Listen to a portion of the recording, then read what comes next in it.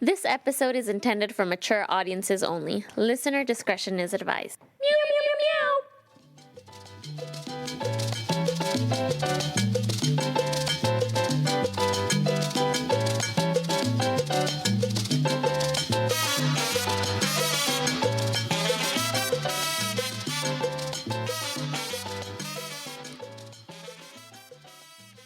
Welcome, kittens and cats. I'm Natalie. And I'm Rickie Lee. And we're on this frequency. And on this episode, we'll be talking about our experiences on cutting dead weight out of our relationships, the disability of overthinking, among other things. But first, a moment of laughter from Brian Regan.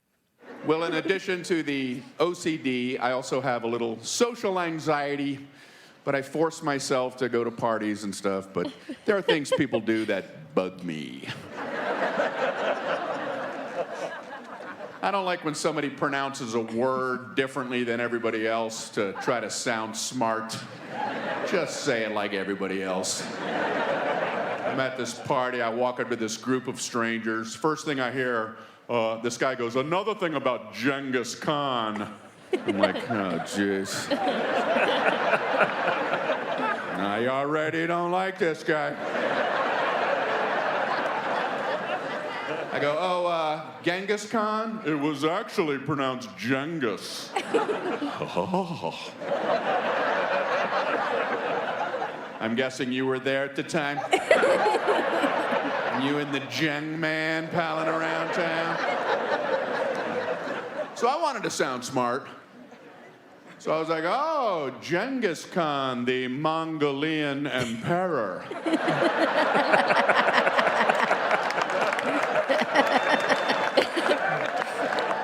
Wasn't he the conqueror of China? China? Well, I felt this little circle tighten on me. I've done just been ostracized.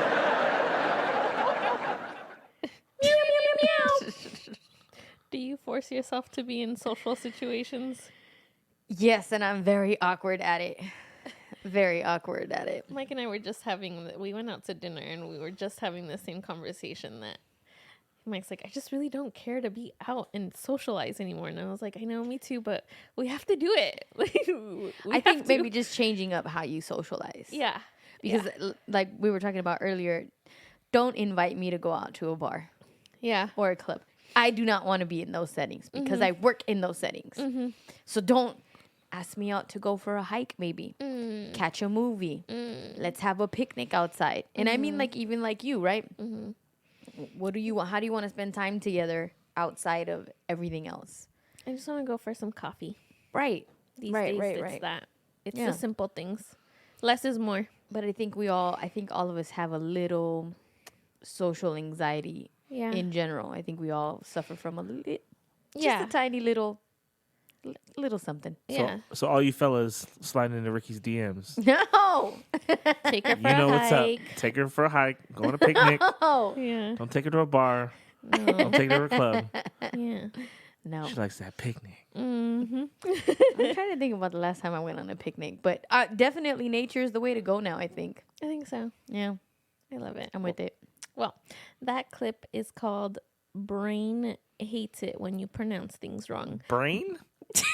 Well, that's how Natalie, that's Brian. it says brain. You misspelled it, Rickie. Where does it say See? brain? You see, look, guys. They're over here trying to make my pregnancy life better, and look, they're purposely making me fuck up. Brian hates it when you pronounce things wrong. By Brian Regan. That was a great moment of laughter. An additional moment of laughter brought to you by the ladies of On This Frequency. I'm over here all serious about the title. Fuck you guys. I was believing it. Wait, I was know. believing it. Good. You should have said anything. So this episode was originally supposed to be about the recent blood moon lunar eclipse thing that occurred a couple of weeks ago. We weren't able to record the episode, and Natalie suggested we change the topic for this episode since the event of the lunar eclipse we originally wanted to talk about was no longer relative. I insisted we stick to the topic. We compromised, brainstormed, and decided to move forward with the moon topic. So I found myself overthinking the entire topic because at this point I felt I had to sell the episode topic to Natalie because she wasn't necessarily feeling it. So a pet peeve of mine is when someone complains about something or highlights a problem but has no solution. So here I was not having a solution to both my overthinking and wanting to please Natalie, and now not being inspired by any topic at all. And then I remembered a conversation that Natalie and I recently had, and it regarded the challenges of actually having a podcast. Natalie and I made the decision to create on this frequency, right? So I started thinking, shoot, are we growing enough? How could we make it better? Is our team right? What other topics do we actually need to talk about? Why doesn't Bartley think that our listeners would want to know about furry fetishes? Should we keep on this frequency going? What's the benefit? The only one getting paid here is Bartley. Hey, don't put my business out there like that. What if Natalie doesn't want to come back when she has the baby? What if I start to get too busy? And all these things are real. All They're these things are happening. real. Yeah, in real time. And just so our listeners know too, I almost broke up with Rickie 20 minutes ago coming in here because one of our conversations has been like, what did you just mention? Like the topics that we need to cover and The planning that goes into it. yeah, and how could we make it better? And one of the things, like for me, that's really important, and this is probably again like my personality and how I am, is I like to have things planned out. Where Rickie is really good at being on the fly. She decides today I'm gonna change the episode, and I'm like, what the? So I'm over here fucking freaking the hell out, ready to throw something. But then I come in and I'm like, Rickie, I'm really mad at you, but it's gonna be okay. She told me to get my shit together. I believe I you did. said you were going to punch her in the face. Oh yeah, it was in the throat. You just actually. called it Oh, out, yes. Bartley. You You're weren't right. supposed to tell anybody about that. Yeah, because then when she comes out tomorrow with a black guy on her throat, On my throat. Oh, black guy. I love this pregnancy talk. A black eye on my throat. I don't know, Hey, a bruise, man. I guess, is that what it's No, called? I kind of like It's the idea of a black eye. of a bruise. Yeah, a On my bruise throat. on your throat. Yeah. Then There goes my trachea. Y'all- I can't y'all talk don't anymore. don't ask her why. It wasn't me. But overthinking is a dangerous thing, and one of the things I've been learning recently is I was an extreme overthinker, and I Was? yes, You because still are. yes, but I have reduced it significantly, and I sleep better because I've reduced the amount of overthinking that I'm doing, because I've replaced that overthinking with meditation and breathing and exercise and eating better, right? So I nourished my body in a different way, and I didn't realize how being an overthinker in every aspect of my life was holding me hostage. I did not live a calm life because I was an extreme overthinker, and it had become It's like anxiety inducing, a right? ritual. Correct, right? So the definition of overthinking is the habit of applying analytical thinking and problem solving, right, in a situation where it is unhelpful or unproductive. Right? So it's our ability to think critically and carefully about things, including ourselves, is one of our greatest tools. But like any tool, it can be used well or it can be used poorly, right? So an analogy that I found on the internet says, overthinking is like using a chainsaw to cut out pictures for a scrapbook. That's excellent. So even though it's an incredibly powerful tool, there are many times when it's not useful and even makes things worse. Unfortunately, because most of us have been trained and rewarded for using analytical thinking and problem solving for so long, it can be hard to put this tool down and make a different approach when necessary. Right? So that definition and that analogy comes from Nick Wignall. He wrote an article called 10 Simple Ways to Stop Overthinking Everything. Ooh, I'll have to read into that a little bit more. Yes, it's outstanding. And I found myself this weekend, we were doing the Player Fest at Dodger Stadium, and I had a great conversation with one of their staff members. And he mentioned how being in a state of overthinking, right, and having fear, worry, and anxiety when that consumes all of who you are, it blocks your ability to channel your intuition. I like that. All of that worry, fear, and anxiety, Well, I don't like that. it's so loud, Yeah. you cannot hear your intuition. Yeah. You can't hear that little voice in your head that's going to tell you, hey, don't say this, or eat that, or you need to rest, Yeah. or you need to get up and go. You're going to miss all that because you're completely consumed by The fear, thoughts. anxiety, and worry Yeah. with everything. Right. I think for me, the way that overthinking has manifested in the past, and I recently became aware of it, was always. It's like when they say, you're over here awake in the middle of the night thinking about what so and so thought of you when you said X, Y, and Z. Yes. 20 years ago. Now, Why are you thinking about shit that doesn't matter anymore? right. I think that's a big part of overthinking that that has consumed me, is thinking, oh my God, what are they going to think of me? Oh my God, I wonder if they still think X, Y, and Z of me. Who the fuck cares? Right. And so what they say is that the most important thing to realize about what causes overthinking, because you think, well, why, right? Is that it actually comes from a good place. It's just a misdirected application of a good thing, so to speak, right? So the habit of overthinking comes from perfectly understandable and helpful behaviors, right? You're thinking about something.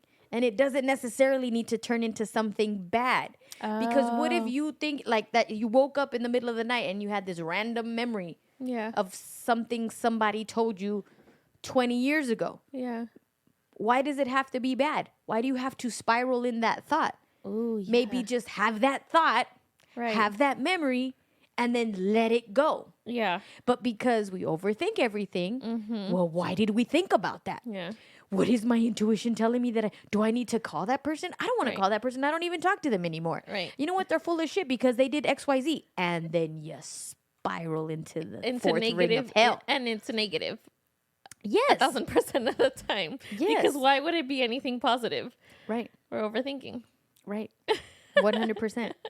100%. What a fucking roller coaster that is. It is. And they actually say that in a lot of people, severe overthinking usually comes from that habit being developed in early life, like often as a child.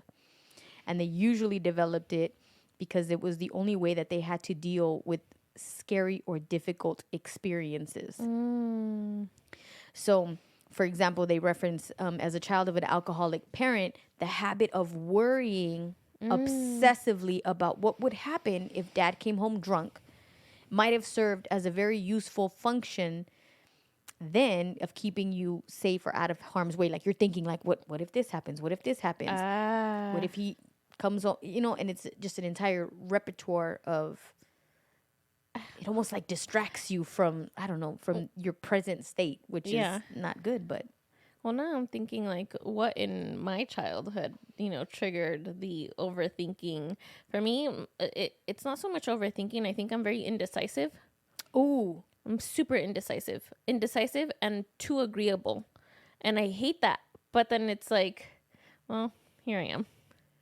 But there has to be something. I would not have thought that you are indecisive.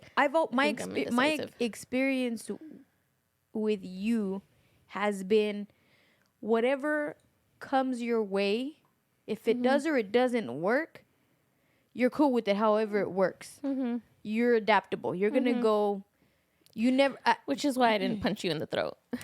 Thank you for that.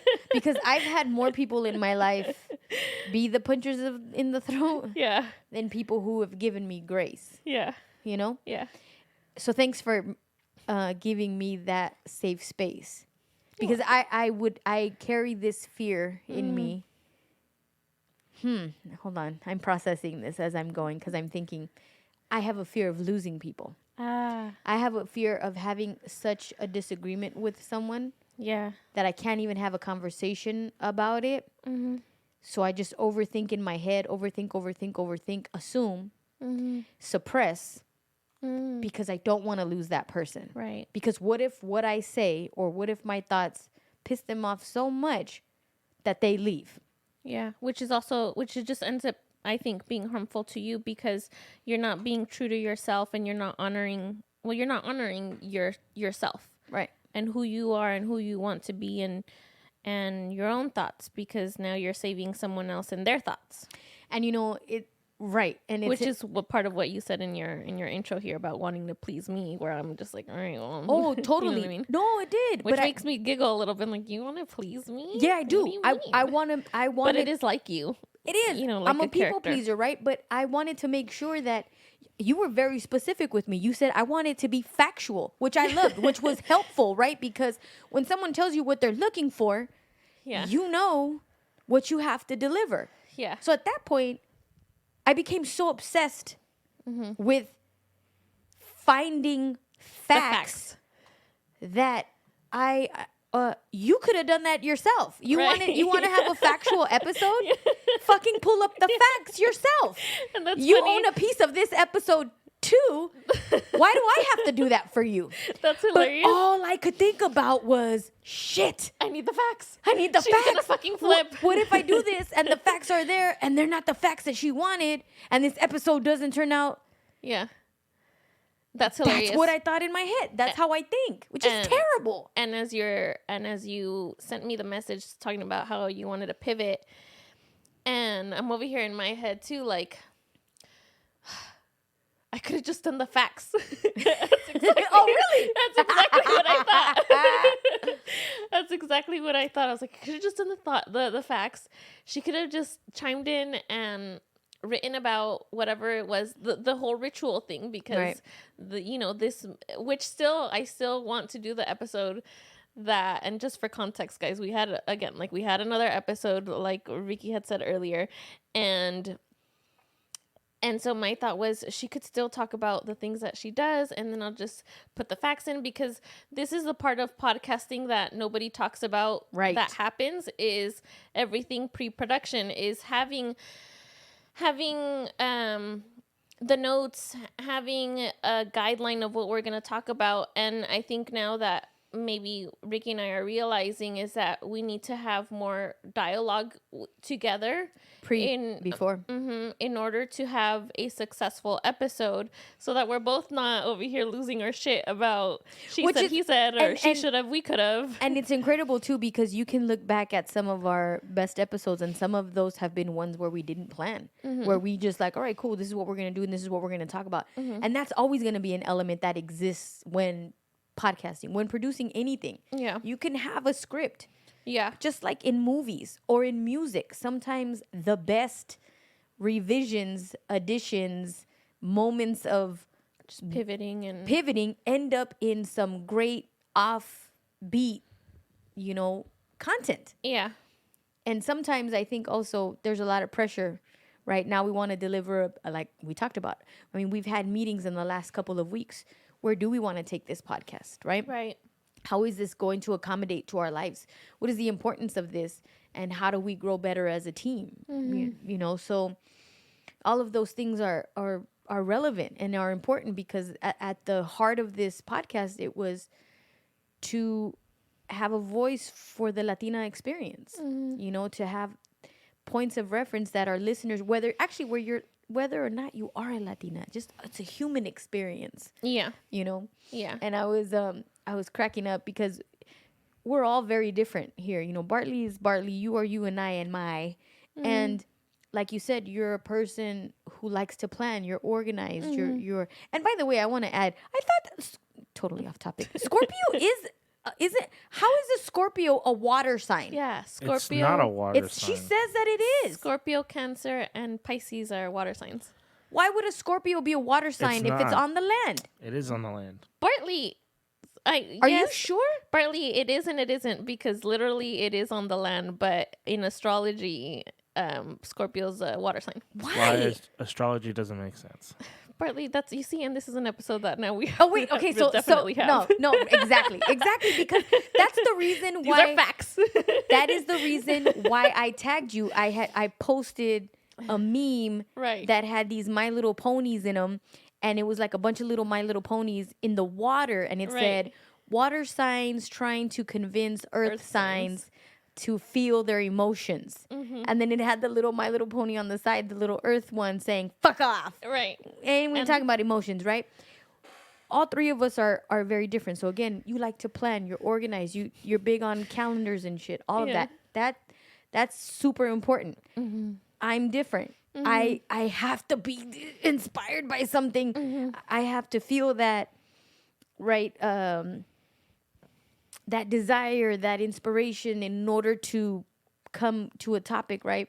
And then Bartley, just all the way around, is the complete polar opposite of who we are, just as a people, as a culture, as a sex, right? Yeah. So all of those things add a great diversity to what it is that we're doing here, and I love that. And they're all important elements that do keep us fresh. And I really want to say some of the conversations that we have after the podcast, sometimes even before, is really great. Right. Which we always say we should record what we talk about after, because it ends up in completely different topics. And one of my favorite ones, and even more inspiring, because I'm gonna preface this because I do, this will be an episode. I text Natalie and Bartley one day. I was at the stadium and I was so excited because it was UCLA night and UCLA brought their Bruin, their mascot, right? So Lame. the Dodgers have their mascots and they're basically like these big bobblehead characters. Yeah. Oh, right. They're just, there's nothing attractive about these bobbleheads other than one. They do have this one bobblehead, and I know the person in the bobblehead, his name is Patrick. He is the best one. He was a former Cirque du Soleil performer. Oh, wow. So he's very flexible and he does all kinds of things, and oh man, he gets down. So he's my favorite bobblehead.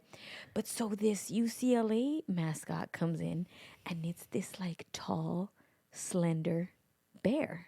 Oh. Right? And I'm like looking at this tall, slender bear, and I'm like, why am I slightly turned on by this tall, slender bear? Oh my God. So I text Natalie and Bartley, all enthusiastic, like, yo, we got to do an episode on furry fetishes, because I don't know why I was just slightly turned on by this large, slender mascot. Right. And Bartley's like, no one's going to want to know about that. And that's my favorite thing about Bartley, is his immediate naysaying about, the topic sometimes that we want to talk about. But again, that goes back to the dynamic of our relationships. And ain't nobody trying to hear about your kinky fetishes, Rickie. Listen, We're pulling it. we're pulling it. And you know because what? it's a big thing. It's I think it's bigger than we actually know. I disagree. I don't think so. There is a big community, but it's not as big as you think it is. I actually think it's bigger than what you think it is. Right. And then, but then here's the thing, right? The two of you have two completely different definitions of what big is. What is big to Natalie and what is big to Bartley are different things.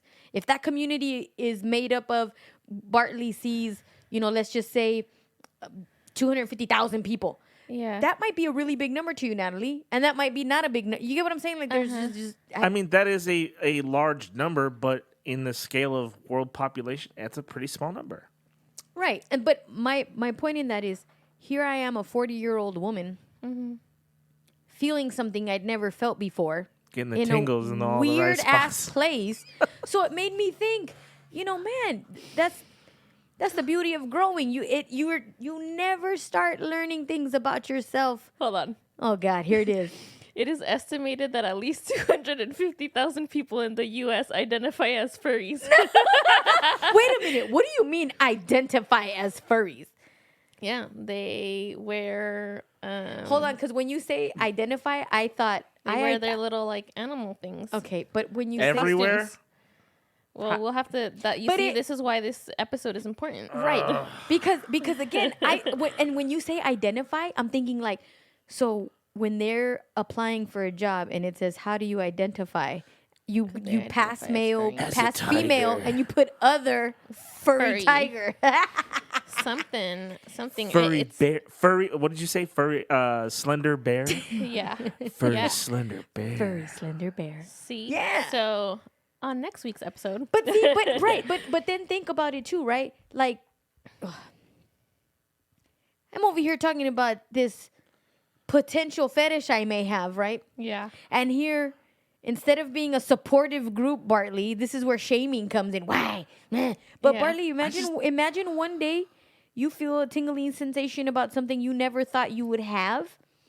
You know, you should explore it. You should want to know what lies behind that tingly sensation that you'd never felt before at any time in your life. You want to encourage those things, uncover those things. Why?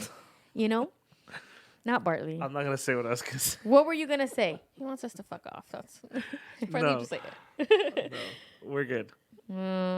But okay, so you see, and that's the thing about podcasting and just being in a team environment or where we're collaborating together is that a lot of the times we're not gonna agree and we'll be firm with our disagreement, and it's hard, but it can be easy to give each other grace Yes. in giving each other the benefit of the doubt that such episodes or such pivot of events would work out. Right. And then trusting each other to have that dialogue too, because I remember Yeah. we were, as I mentioned, we had meetings last week about what the future of the podcast was going to be and how it ties into overthinking. I remember Natalie had mentioned, we got to take a break. Yeah. And I thought, oh my God, does she mean like take a break? She doesn't want to do any more episodes? And then I went hard. I was like, what if she just doesn't want to? She's about This to be is her way of she's about breaking to up. be a new mom. Yeah. Her life is about to Some, like, touching my drastically, boobs.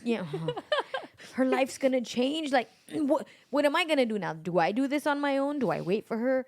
And we Right. had, as a team, we had discussions about it. Yeah. We had discussions about it, and again, it goes back to being able to have a space with people where they can have the courage to say what they want and what they feel and what they want to pursue, and know that it's okay. No one's leaving your life forever.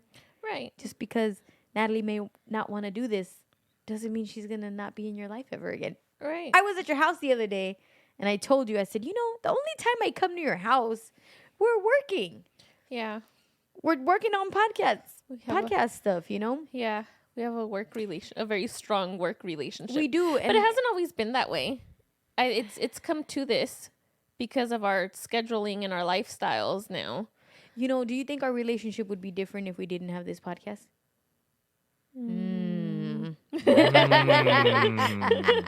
Because think about it. I think I don't know about you, but for me, like, this is us bonding. Like, yes, it's work, but I don't this disagree is like with our that. bonding time.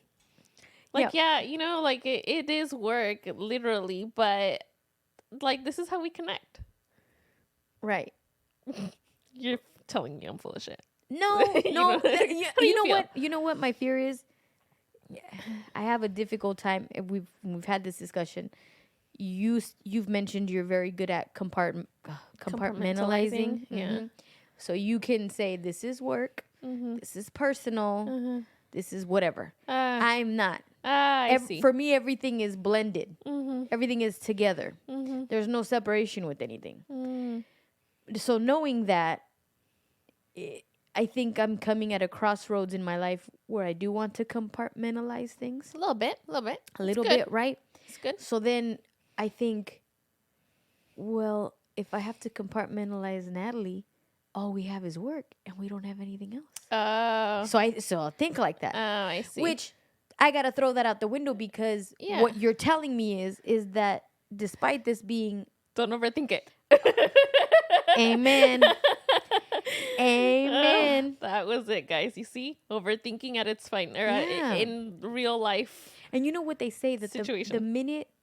the minute that you become aware that you're overthinking, stop and do some deep breathing for 20 seconds. Deep breathing for 20 seconds. It literally will reset your mind. I love that. Yeah. That's really that has to feel good, because that, again, like, all of this overthinking and indecisiveness and it's this or that or could it be whatever and spiraling just puts you in this state of stress and anxiety and the unknown and like Right. Like you Yeah. were overthinking about what's that stuff that's scarce right now?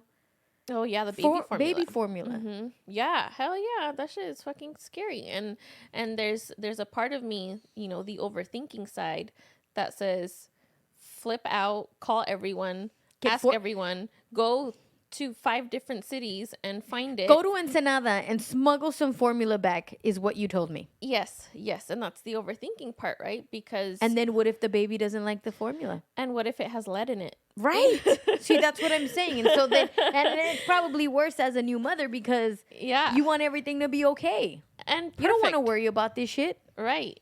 Which we also talked about earlier this week with your work schedule and being able to stop all of that so you can enjoy and be present in your space, in your nesting zone. Yeah. And enjoying in every moment. And which, let me tell you, if you're not following Natalie on her Instagram page, what is your handle? It's Natalie with 2 eyes, Stephanie, right? NATALIIESTEPHANIE. One of my favorite things to watch are her yoga videos. I see you do your yoga. That's your self-love to yourself. My favorite part is watching Jorge every step of the way and him just changing positions and whatnot. Yeah. But when I see that, that's my own reminder to practice doing things like that for yourself. Yeah. And you honor your presence, and that's a moment where you're not overthinking. Yeah. That's a moment where when you're thinking about every movement your body is making, when you're thinking about the breath that you're taking and how that oxygen is going and running through every part of your body. Yeah. And reviving everything. Yeah. And I think, and that's all yoga is honoring your spirit, your heart, your soul, your and it's literally all breath work. It is. You know? I was reading a book called The Energy Codes, and there's a part in there that mentions if you really master your breathing, you can have one of the most efficient workouts ever. She explains how when you listen to music and you're working out and you're getting all excited, Yeah. your brain's all pumped up and you're moving forward. But she said, if you can learn how to breathe while you're running or while you're exercising and literally open up your lungs and have oxygen access every single part of your body, it is the most, she almost compared it to like doing drugs, like the high that you get by breathing and executing your workout. Yeah. It's extraordinary. Wow. So that's a goal of mine.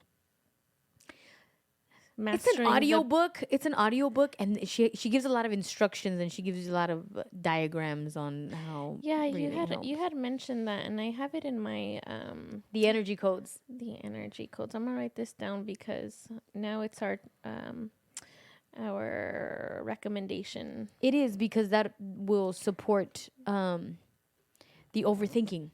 It'll support just again by breathing. And then I wonder if there's anything about understanding like yourself and where you might lack and why you might lack these things.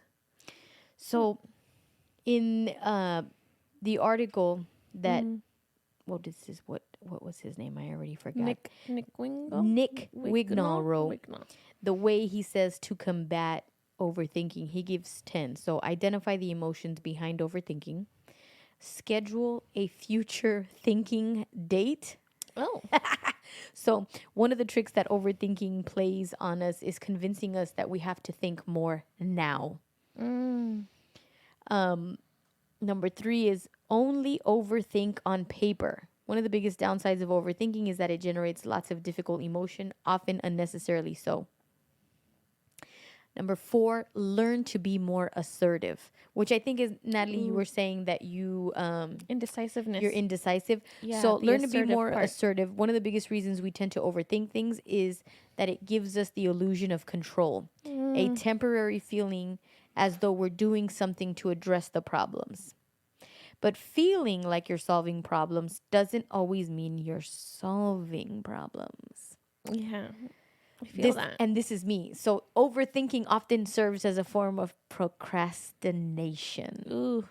From doing or saying the difficult things that we know deep deep down inside we should do. So instead of making a decision on something, you're thinking and thinking and thinking and thinking, and you think that it's productive because you need to have a result. Right. But then there's nothing Nothing happens. is happening. And as a result. assertiveness is the ability to speak your most honest mind and directly in a way that's respectful to yourself and to others. Number 5, spotting cognitive distortions. Cognitive distortions are errors in thinking that lead to excessive emotional reactions. And I love the way he worded this. Cognitive distortions are errors in thinking.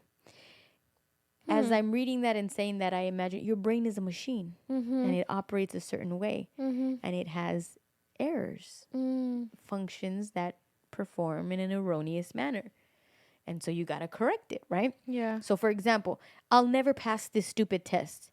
Obviously, you can't see the future no matter how much it feels like you'll never pass the test, right? Yeah. Or she probably thought I was a complete idiot. Reading people's minds is equally unlikely as knowing the future. Okay? God, why am I such an idiot? Yeah. Labeling yourself as an idiot because you made a mistake is a bit of an overgeneralization. So that's a lot of negative talk, and that's a whole other set of things. Podcast episode too. Number 6, try some ordinary mindfulness. You've probably heard of mindfulness meditation. Sit down, close your eyes, and focus on your breath for, this one says 20 minutes. I was over here saying 20 seconds.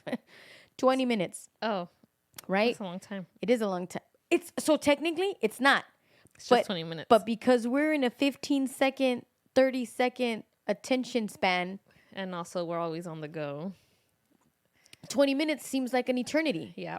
right? Yeah. Use the 5-5-5 drill to improve your emotional tolerance. So what is the 5-5-5 drill? Yeah. If you want to eliminate overthinking, you need to eliminate what it serves, right? If overthinking helps distract you from your fears, you need another way to deal with fear. If overthinking helps distract you from sadness, you need another way to deal with sadness, right? But this is a part of like even, having that, just catching it, right? I'm Just sad. catching it. I'm scared. I'm ashamed. So it suggests that get out a piece of paper, jot down the emotion and how intense it is on a scale of 1 to 10. Now set your timer on your phone for 5 minutes. Refocus your attention on what you were doing or what you need to be doing. And if you feel pulled to think about or do something about an emotion, remind yourself that after 5 minutes, you'll be able to return to it. It's basically a repeat step with all of that. Okay. Number 8, experiment with micro decisiveness. Oh, okay. Hell is this? That one's for me. A lot of people think of having a hard time making decisions and being decisive as a symptom of overthinking. And while this is true, it often obscures a more important idea about the relationship between overthinking and indecision. But being more decisive will help. So when we go back to saying how fear, worry, and anxiety, they cloud your intuition. Yeah. So being more decisive, right? So Natalie, the next time that you have to make a decision about something, as soon as that happens, as soon as you're in that position where you have to make a decision, what's the first thing that comes to your head? And just do that. Yeah. So if I say, hey, Natalie, do you want to go out with me for my birthday? Yes. If the first thing in your thing is yes, just say yes and worry about the rest later. Yeah. But if it's no, say no. But most times, I don't know. you don't want to tell me no Yeah. because what if you're going to hurt my feelings? What if you don't know where you're going to be? And then Right. that's where the indecisiveness starts. Right. But being able to, like, first thing, boom, yes, no, da-da-da-da. Yeah. Keep Own it that going. decision. Yeah. Number 9, make time to worry on purpose. Worry is one of the most common forms of overthinking. Unfortunately, it's also one of the hardest to shake. Dude, and I do this often with my kids when I know that they're out late. I'm thinking like, oh my God, I hope that they're not drinking. I hope they're not under the influence. I hope they're not driving fast. I hope they're around good people. I hope they get, Ooh, yeah. man, there will be times where I'll be on the freeway and I'll see a car accident. I'll call my kids right away. Are you guys okay? Yeah. Why do I immediately think that something's going to happen to my kids if I see something bad happen? Yeah. But it's that whole yeah. worry. You worry and you're a parent and you really don't know. Right. And then number 10, remind yourself of your values. And it's probably the most basic thing, you know? I think everyone could probably tune into this one a little bit. I think we sell ourselves short a lot of the times. Remind yourself of your values. Why do you think we sell ourselves short? Shame. And the root of shame? I don't know. Our traumatic youth. Thank you. Our traumatic Thank you for that. youth, right? It's how we were conditioned to the terrible things that we've been through in our lives that have us in this state How we were raised and I would say the root of shame is like society's pressures, because pressure.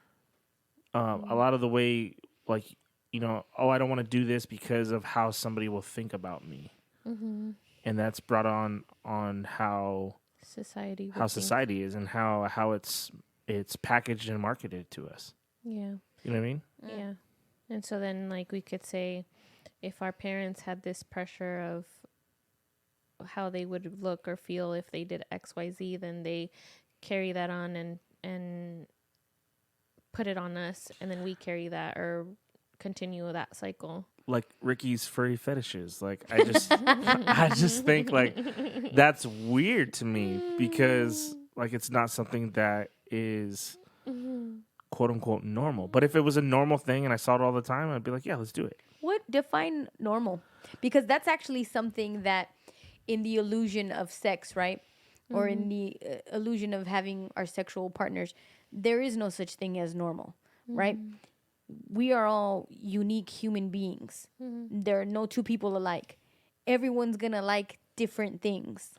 They're going to experience pleasure in different ways, right? What society tells us, if we're going to stick with this example, and you go to Pornhub and you watch everything that's going on those channels, the pressure of a couple, and I'll put both partners, whoever you are, is, damn, that's what I got to do?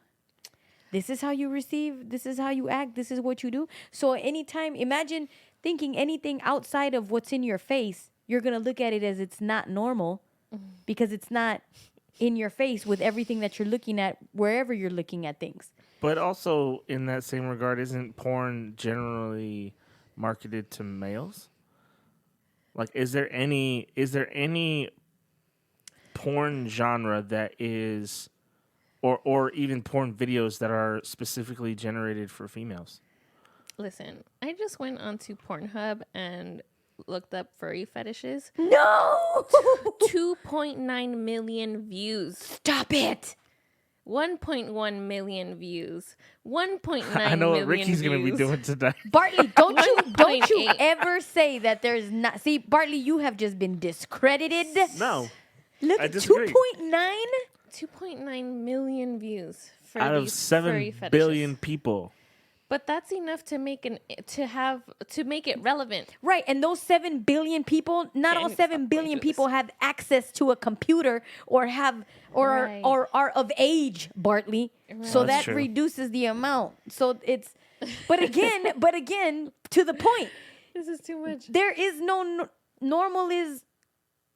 Hispanic panic. 2.9 million. What? Yeah, it does go to show that we could say societal norms, but we can't just say there's no such thing as just throwing the word normal out there. Correct. Because that doesn't really exist. It's societal norms. And that's something Natalie would always talk about. You would always talk about, why do I have to follow these rules? Why do I have to operate this way? Why do I have to achieve these milestones by a certain time or a certain way? You were always, so one of my early memories of you is you vocalizing your disapproval of societal norms. Yeah, all the time. Yeah, even like some conversations that I have with Mike will look at me sideways like, who the fuck are you on? And I'm just like, and even I think conversations just about marriage and about how we raise kids or whatever it is, I'll take the complete opposite just approach. And then Mike or you will say, but you're married, but you have this, but you do that. And I'm like, yeah, but that doesn't mean that it has to be that way. Doesn't mean it's applicable to me. Yeah, or that it has to be this way. Right. It's just societal norms. Right. See how we just overthought all of this? Yeah. You see how we just overthought all of this? Episode within an episode. Yeah. Do-do-do-do-do-do-do. Twilight Zone. So I think that furries, we gotta value ourselves. Yeah. We gotta make more firm decisions, and we need to stop overthinking. And give ourselves grace Yeah, when overthinking. I like that. Just give yourself some grace. Give yourself the benefit of the doubt and kill your ego. Yeah, You had a saying. Do you know what saying you used to always tell me? yeah. Your ego is not your amigo. It's not. It really isn't. And you know that We now need it, but for what? It protects us. From what? Shame. That's my answer to everything now. Shame. Shame. Shame. Wait, I was singing fame instead of shame. Yeah. Shame. Shame. And shame. Doom, You know. doom, doom. You know that now. Mhm. Please don't judge me, either of you, because you guys are probably gonna laugh at this, but I don't care. Shame. Let me tell you how I've combated my overthinking. Uh-huh. I literally talk to myself. Mm. I envision myself in my own head. I don't like Snapchat. Never used Snapchat. I think I tried dabbling in it. But you know how you make your little person, Your Bitmoji. your Bitmoji. There you go. Mm-hmm. So when I start to overthink things, I literally imagine my Bitmoji inside of my head, like in my brain. Yeah. And my Bitmoji takes out a little broom, Uh-huh. and I feel dumb saying this. No, just carry it And on. literally, my Bitmoji with the little broom will go in my brain and say, "Let's sweep these overthoughts out of the way. Let's sweep this out. Get this out. You need to clean this up. Clean up on my own." I'm not kidding you. That is how, and it's a very childlike thing to do. Yeah. But I have to literally imagine myself, my little Bitmoji character, in my brain. That was close. Natalie almost I dropped know. her brand new iPad, Jesus. sponsored by Michael Moda. Oops. I have to imagine myself sweeping my negative thoughts and my overthinking out of the way. And then once those, and I see the little cloud of dust, I see the little, I'm just skirting everything out. And then once the overthoughts are there, I slap myself in the face. My little Bitmoji slaps real Rickie in the face. This sounds ludicrous. I can imagine someone listening to this right now going, this bitch Where is did we fucking fall nuts. off now? She's fucking nuts, okay? But I'll slap myself in the face and be like, you're better than that. And I'll have an entire pep talk with myself Yeah. and reinforce what I need to know about myself and remind myself. And you know why? Because I've realized how much,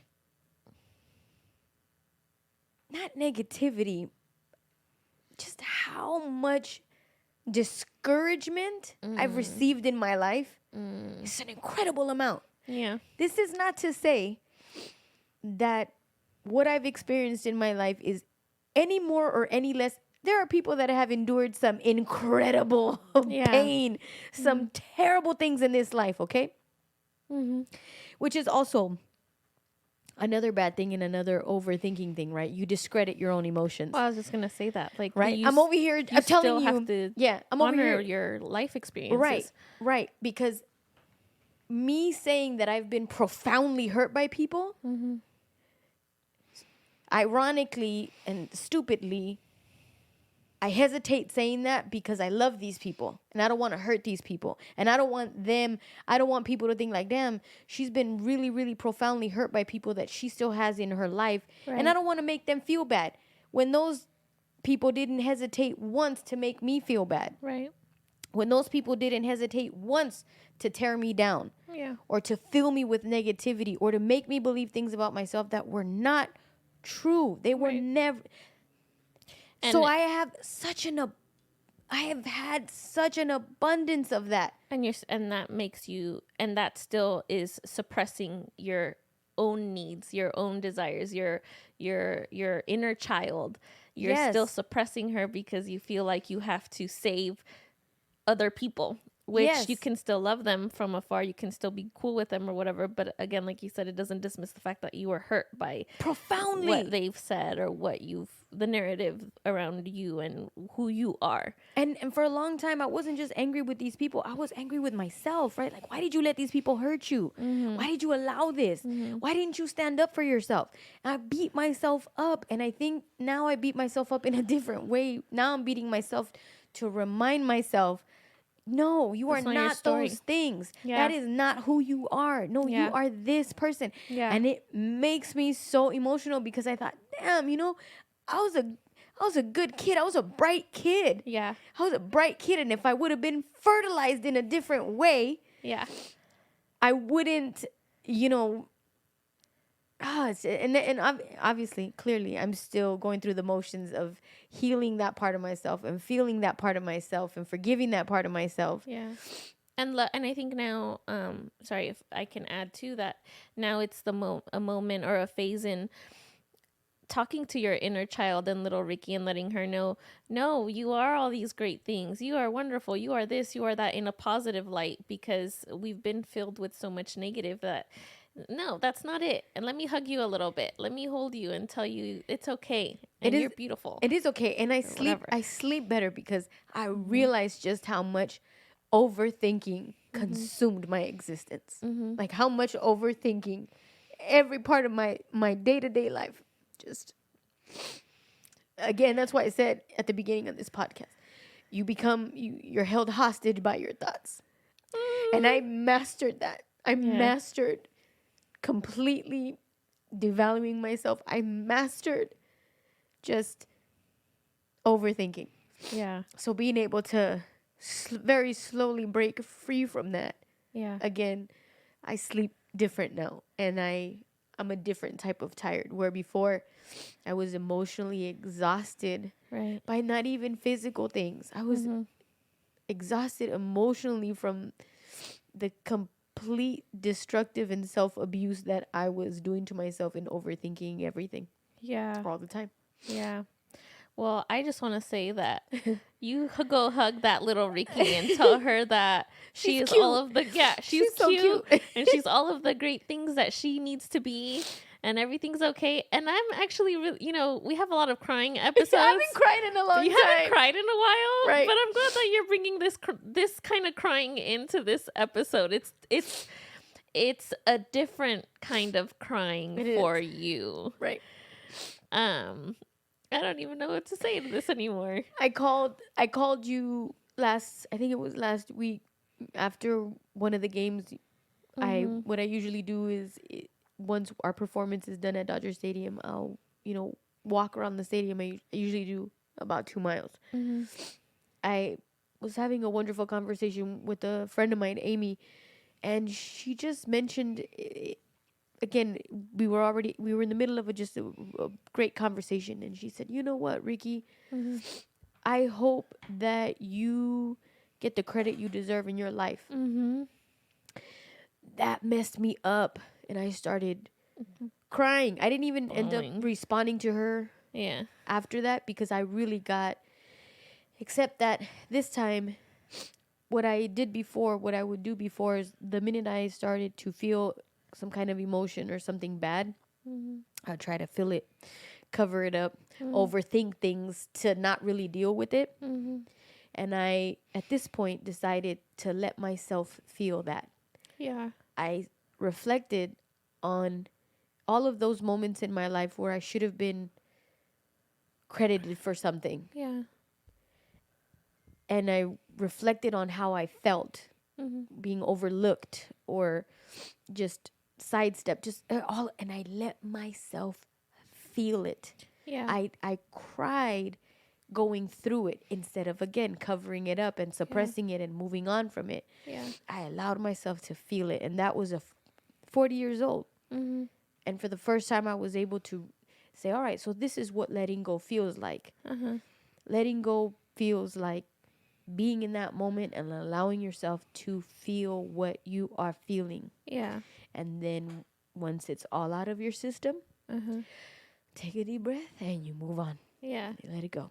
And so to that question, or to that statement and sentiment, right? Of, I hope you get the credit. What were you feeling about that specific statement that she had told you? It actually made me Did you feel recognized, or was it more of like, oh, yes, finally someone is telling me? Would it? It actually reminded me of a very specific time in my career in aviation where I worked really hard to work up to the position that I had. And I remember being told, hey, we're going to give you this position.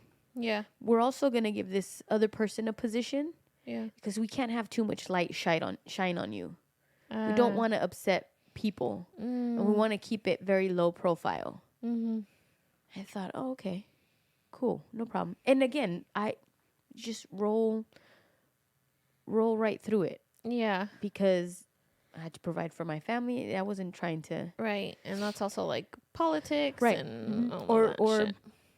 early on in my career being told you can't have a management position because you are a young female mother, Latina, and you're not going to fit in aviation. Okay, cool. All right. So yeah, thinking about or helping and being there for my brother. That's a perfect example of feeling overlooked, right? My brother, my cousin, and I went to Musicians Institute together. The three of us went together. We studied together at the same exact time. We traveled there together. Okay? Metrolink, subway, walk to school.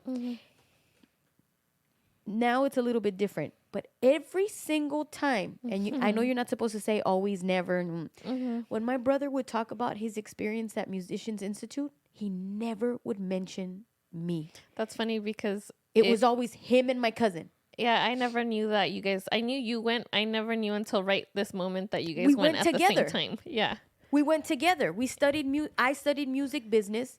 My brother did production, music engineering, and my cousin did the guitar program, their composition, right? Every day we traveled together. They had a band. Right. I managed them. And every time he would tell the stories, I was never included in it. And for the longest time, I never said anything. And then just recently, I just say, why don't you ever Acknowledge that I was present there. mention that I was with you? Yeah. That Yeah. I was pregnant at the Key Club passing out flyers for you Yeah. because it was my job and why do you leave me out of the equation? Right. So those are the things, those are the moments that I feel like, wait a minute. Why? And then that's where the overthinking kicks in, right? Because I'm like, well, Rickie, you don't really need anybody's acknowledgement. You know what you did. You know what happened. You did it. But then I find myself overcompensating for people. I don't want anyone to feel that way. So I'm always like, oh, so-and-so does this. So-and-so does this. Oh, thank you to so-and-so. I appreciate it. Giving credit where credit is due. Right, because I don't want anyone to feel Discredited. the way that I have felt or completely removed from fucking stories. Yeah. Yeah. Which again, I think like that's a lot of the healing journey and and having those uncomfortable conversations. And even like I mean, I don't want to say that they're how do I say this? Because Mike is obviously my husband, right? And so it's just Your husband, my brother. Yeah. So I have to be careful with what I'm saying here, but there are people, and it can very much be, and that's the scary part. It a lot of the times is our family that hurts us the most. Oh yeah. And we have to be okay with knowing or acknowledging or being okay of letting go of them. And that's not to say that you have to let go of your relationship with your brother or anything like that, but it's definitely the conversation that you have to have with yourself of why you have these feelings towards your brother or why there's this disconnect, and then finding out, okay, why does my brother not acknowledge me here, X, Y, and Z, and do I want to have my brother in my life when it comes to X, Y, and Z?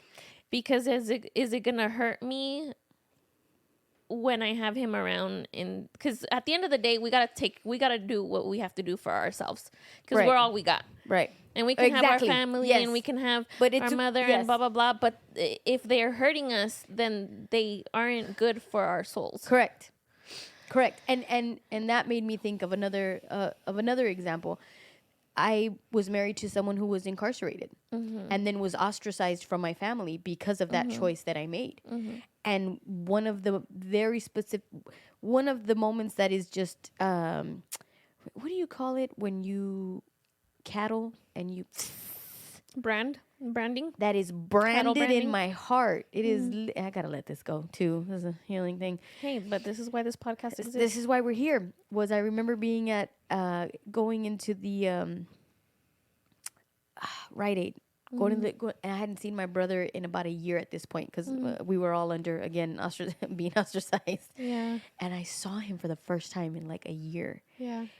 This fool Yeah. looked me in the eye and then looked away and completely ignored me, like I wasn't there. I had never felt anything like that. I was like, holy shit. That's interesting.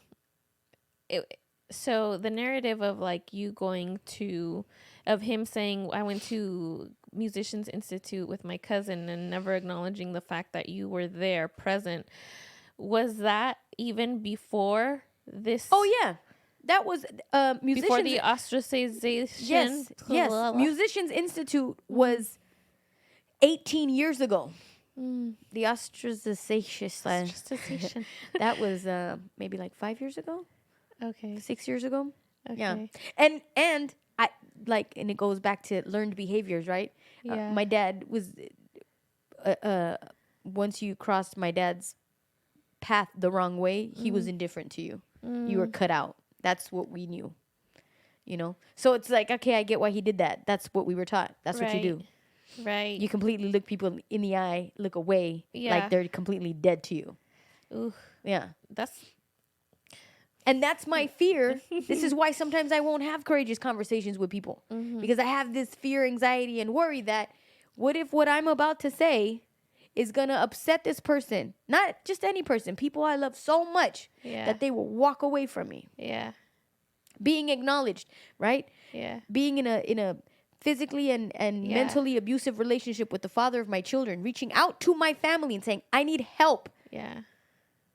And being turned looked away. Right. That's Saying, sorry, you decided to have a marriage and you decided to get divorced. Deal with it yourself.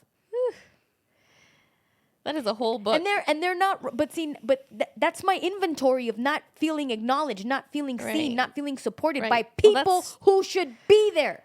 that's neglect, and jeez, yeah. and that's a whole other, and again, like, because this is because we're talking about family, and and here I am in the middle of it too, but it does have something big to say about the immature parenting, Right. and having an emotionally immature parent, and it's not their fault necessarily, but you can't try again, like you can't suppress your own feelings about it to save them, because that's still Right. giving them the upper hand, and they're still winning, Yeah. they And still I'm have still you held hostage. Yes. Yeah. I'm still held hostage. That's 100% true. And that is the root of my overthinking. Yeah. That is the root of my now, overthinking. Because now you're in a state of stress and panic. I don't want to lose my family. What if this happens? What if they don't love me? There's in the episode of Goop that we watched, where one of the sex doctors, this always goes back to sex, one of the sex doctors is trying to show the husband how to Put on a furry mascot uniform. how to give his wife an orgasm with his hands, right? Oh yeah. And yeah. and I she remember that and episode. and it took the wife a minute to relax, and you could see her body language that in the position that she's in, she's bracing herself. Yeah, You're it's very bracing yourself. tense. Yeah, you're very tense. Even though this is with your husband, this is with you know, Your the man that you partner. love, that you have a committed relationship with. But despite that, all of your traumas and all the shit that you have, you're in a constant state of bracing yourself. Like, Yeah. shit, what's going to happen? Yeah. Yeah. Instead of letting go Right. and breathing deeply so that oxygen can go through all of your body and your little bitmojis can wipe away the stress, the anxiety, and the worry so that you can fucking listen to the voice that lives inside of you. Yep. Yeah. I think that it's funny we don't realize that all of our bullshit growing up molds us and impacts our future selves, and we'll deny it all day long, and we won't acknowledge our traumas and our conditioning and the negative talk and the self-talk too that has paved the way to our future, to all of our decisions, to all of our missed opportunities, because we're holding on to shit. Yeah. Ugh. And it makes you wonder what your little baby is, what you're transmitting to your little baby. Because you know how they say that we always, in some way, shape, or form. I mean, you made this child. That child's going to carry a little tiny thing. Yeah, and that's yes, thank you for mentioning that because it's huge. I wish that I could remember where I heard this or watched it. That our traumas are carried by many generations past. So even if, you know, you grow up and I'm over here thinking I'm going to, you know, mold this child to not have no worries and they're going to be perfect, but they're going to carry the trauma from, you know, my grandparents and my great grandparents and all that bullshit. And I love that you say that because in the book that I'm reading right now, How to Walk, there's a page in there that talks about you're walking for your ancestors who suffered, who had a difficult life. You are whatever part of generation that has it better. Walk with confidence, walk with love, and walk with honoring how they suffered. Yeah. It's those books are outstanding. I gotta put them Got in the here chills. as well. How to Walk. So I How to finished Walk. reading How to Love, How to Eat, and I gave my mom How to Relax. She's doing that one right now. Yeah. And the one that I'm doing is How to Walk. How to Walk. How to Walk. I like that. And they're short, right? Oh my They're God. really short. Everybody needs to have those. I want to Yeah. do a giveaway. Let's do a giveaway. Oh, yeah. I like that. Because it's, matter of fact, talk about affirmations. Yesterday, I met one of our listeners. And I post most days that I can meditate from home. I'll post the page that I read that day. You do, From yeah. those books. That's right. And she goes, I screenshot those. I love them. Oh, good. I said, Oh, yeah. I was like, man, I thought those annoyed people. No, if Yeah. they're helpful. So, you know what? Let's do Giveaway a giveaway. time. You know what? Since your birthday's coming up, we'll do a birthday Yes. giveaway. I love that. I love that too. June 22nd. Be ready, y'all. Make sure you follow on this frequency on Instagram so that you guys can have the opportunity to get these books. Oh, I Get love right that. with life. Get right with life. Well, with your soul mostly. Amen. I heard that. That was beautiful. Thank you for sharing all of these stories and your traumatic experiences and where you've been and how far you've come. I think that, again, this is why we do this podcast, because you're not alone, you know, and we don't talk about them openly with others. And that's a very vulnerable side of, you know, who you are and what your story is. And so if more people opened up this way, we would have a lot more grace for each other. We would love each other more, I think. You donated a sign that we have in the studio. Oh, yeah. That says, be a nice human. Yeah. It's really that simple. It's that simple and it's important. And we don't give people enough grace, and we don't nearly know anything. You know, people can come up to us and say, hey, I'm X, Y, and Z type of person. I've been through this, but we don't really know because we've never been there. Yeah. So give everyone that you see a hug. Tell them they're beautiful. Smile at them, because it's tough out here in these streets. You know it's hot out here for a pimp. Should that be the closing song? Hey, it won a Grammy, so 3-6 Mafia, I think it was. That's All right, y'all. Well, again, this was beautiful. And if you love this episode, make sure to leave us a review on Apple, on Spotify, wherever you listen to podcasts. You can also support us by donating some coffee.